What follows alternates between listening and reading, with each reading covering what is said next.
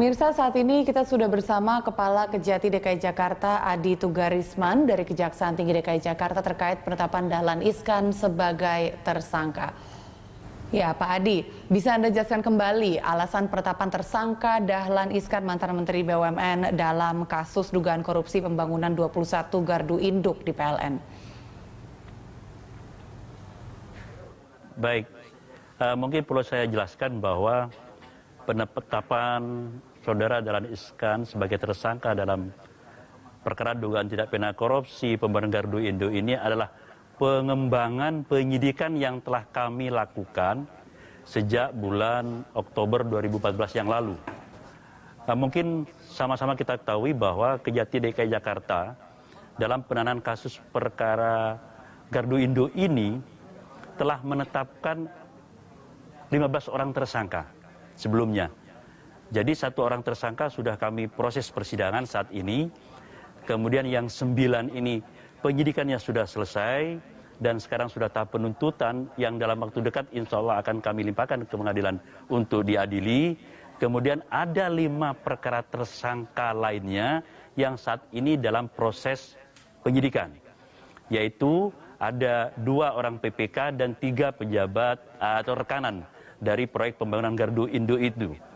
Sehingga oleh karena itu, berkaitan dengan penyelesaian kasus ini, kami memanggil Saudara Dahlan Iskan diperiksa sebagai saksi karena pada saat proyek ini berjalan tahun 2011, Pak Dahlan Iskan adalah sebagai kuasa pengguna anggaran dalam proyek ini.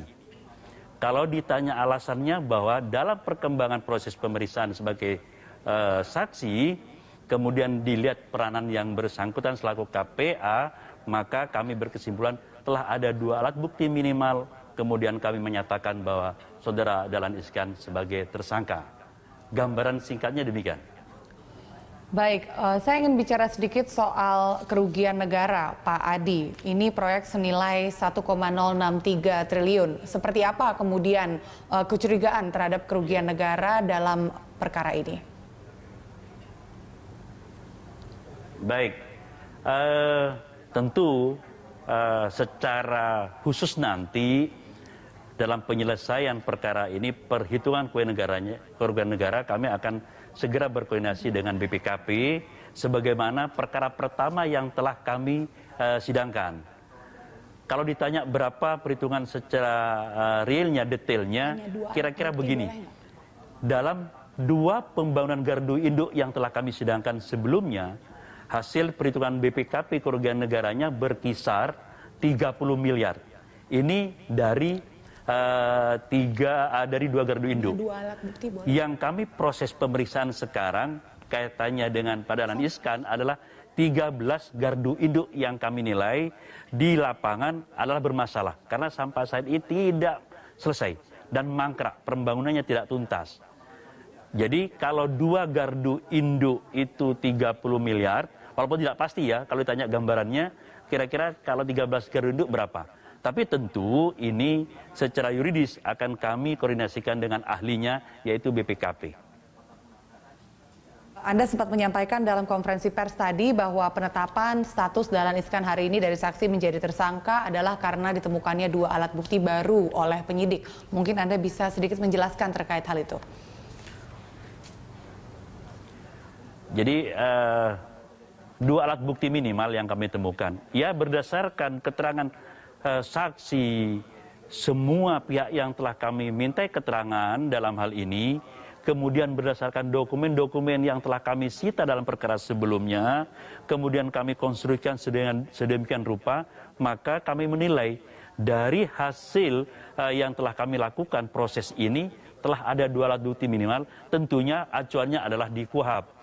Ada keterangan saksi, kemudian ada dokumen-dokumen dan barang bukti yang telah kami sita dalam perkara ini. Sehingga kami menilai bahwa betul memang telah ada 2 alat bukti minimal, makanya kami menyatakan bahwa Saudara Dahlan Iskan tersangka dalam kasus ini. Ya, Pak Adi, ada sejumlah proyek pengadaan gardu yang kemudian dilaksanakan pada saat Dahlan Iskan menjabat sebagai Direktur Utama PLN. Apakah sejumlah proyek itu sesuai penyelidikan berjalan dengan desain atau rencana awal pelaksanaan proyek itu? Justru ini menjadi masalah karena dari 13 gardu induk setelah dicek lapangan tidak selesai. Sementara uang anggaran untuk itu sudah keluar walaupun tidak secara keseluruhan. Artinya uang yang keluar itu tidak sesuai dengan pekerjaan yang sudah diselesaikan. Dan secara umum mestinya pembangunan gardu induk ini telah bermanfaat, telah berfungsi saat ini. Tapi sampai detik ini pun 13 gardu induk itu tidak berfungsi. Artinya ke-13 gardu yang dananya sudah dikucurkan diketahui oleh penyidik tidak selesai dan tidak ada satupun yang berfungsi. Seperti itu Pak Adi? Betul. Jadi 13 gardu induk hasil kami on the spot tidak berfungsi sebagaimana mestinya. Bahkan ada yang sama sekali tidak dibangun. Karena memang tanah untuk bangunan gardu itu tidak ada, masih belum tersedia. Ada yang sudah sebagian selesai, ada yang hanya sekian persen dan bermacam-macam dari 13 gardu induk itu. Di mana Tapi saja Pak Adi intinya, letak ke-13 gardu ini? Pelaksanaan 13 ada tersebar di Banten, Jawa Barat, Jawa Tengah, Jawa Timur, sampai ke Bali. Makanya proyek ini Jawa, Bali, dan Nusa Tenggara. Jadi di Bima pun ada, di NTB pun ada, cuman yang di Bima itu tidak jadi dikontrak, ada salah satu di Sumbawa itu jadi kontrak. Jadi tersebar di beberapa tempat Jawa, Bali, dan Nusa Tenggara. Pak Adi, apakah sejumlah rekanan terkait proyek pengadaan 13 gardu ini memiliki atau terkait dengan Dahlan Iskan sebagai direktur utama pada saat itu? Begini, itu menyangkut masalah nanti teknis, ya, substansi dari perkara. Tapi yang kami dapat fakta hukum yang disampaikan ini berkaitan dengan apakah peristiwa pidana telah ada. Kemudian apa yang bersangkutan ada cukup peran, kemudian telah ada alat bukti untuk mendukung itu. Masalah relasi nanti saya pikir perkembangan proses penyidikan akan pasti terungkap. Baik. Pak Dahlan Iskan dijadikan tersangka yang dianggap menjadi kesalahan yang dilakukan oleh beliau. Apakah kemudian ini adalah keputusan untuk mengadakan ke-13 gardu tersebut atau indikasi terjadinya korupsi dalam pengadaan ke-13 gardu itu atau seperti apa Pak sejauh ini? Pada intinya ketika proyek ini mau dijalankan, Pak Dahlan Iskan adalah sebagai kuasa pengguna anggaran. Itu bertanggung jawab terhadap proyek itu. Ada hal-hal secara yuridis yang menjadi masalah, yaitu dalam anggaran proyek ini bersifat multi-years, 3 tahun anggaran. Untuk pelaksanaannya kan harus seizin Menteri Keuangan di kontraknya. Nah, persyaratan itu bisa diizinkan kalau tanah dalam proyek pembangunan gardu induk itu sudah tersedia. Tapi kan kenyataannya tidak tersedia. KPA mengatakan bahwa sudah tersedia. Ketika itu dia disetujui untuk dilaksanakan, ternyata tanahnya sebagian besar tidak tersedia. Sehingga proyek ini perkembangannya sudah tidak karu-karuan. Makanya sampai sekarang pun dari 13 itu tidak ada yang selesai. Ya. Ini itu inti secara gambaran peristiwanya. Ya. Tanah yang di mana Pak yang dikatakan oleh kuasa pengguna anggaran sudah ada tapi tidak bisa keluar izinnya dari Menkeu karena sebetulnya tanah itu belum ada. Seperti Anda jelaskan barusan. Begini, jangan salah menafsirkan. Artinya proyek ini diizinkan di kontrak multi-years apabila tanahnya itu tersedia. Begitu. Kenyataannya ini tidak tersedia. KPA menyatakan kepada Menteri Keuangan bahwa tanahnya tersedia sehingga disetujui di kontrak. Ketika disetujui kontrak, pelaksanaan proyek dikerjakan, tapi kan tidak terlaksana sebagaimana mestinya karena tanahnya tidak tersedia. Kira-kira gitu kasusnya. Baik Pak, Anda tadi juga menyampaikan bahwa tidak akan ada pencekalan terhadap tersangka Dahlan Iskan. Ada alasan khusus terkait keputusan ini? Begini, yang tidak dilakukan adalah penahanan, bukan pencekalan. Kalau pencekalan, kami telah meminta ke Kejaksaan Agung, dalam hal ini Pak Jaksa Agung Muda Intelijen, untuk dilakukan pencekalan. Yang tidak kami lakukan adalah penahanan, karena tim penyidik merasakan tidak perlu dilakukan penahanan, karena yang bersangkutan 2 hari ini diperiksa sebagai saksi sangat-sangat kooperatif.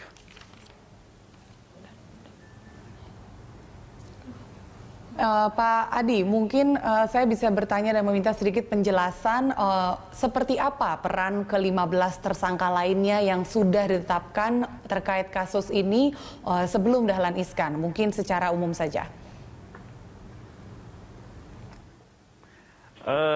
Bermacam-macam sesuai dengan posisinya. Yang sedang sidang ini adalah satu rekanan. Rekanan yang membangun di Jatirangun dan Jatiluhur. Yang ternyata di situ tanahnya belum tersedia. Kemudian anggaran dicairkan yang seolah pekerjaannya sudah dikerjakan padahal tidak dikerjakan. Itu yang pertama. Yang kemudian yang lain adalah panitia lelang, yaitu panitia pemeriksaan barang dan pemeriksaan hasil pekerjaan. Yang semuanya adalah fiktif. Tidak dikerjakan, dibilang dikerjakan. Tidak selesai, dibilang diselesaikan. Itu pada pokoknya yang sudah berjalan. 1+9. Yang 5 kami penyidik, ini ada 2 PPK. Kemudian 3 orang juga sebagai rekanan berkaitan dengan pembangunan gardu induk di Kadipaten dan Nusanur Bali. Itu yang 15 yang sebelumnya yang sedang kita tangani. Baik, tahap selanjutnya dari kasus ini apa yang dapat kita simak dan cermati dalam sejumlah pekan ke depan, Pak Adi? Saya kira proses kegiatan-kegiatan penyidikan, perkara ini pemeriksaan saksi masih berlanjut, pemeriksaan terhadap tersangka yang telah kami tetapkan tetap berjalan.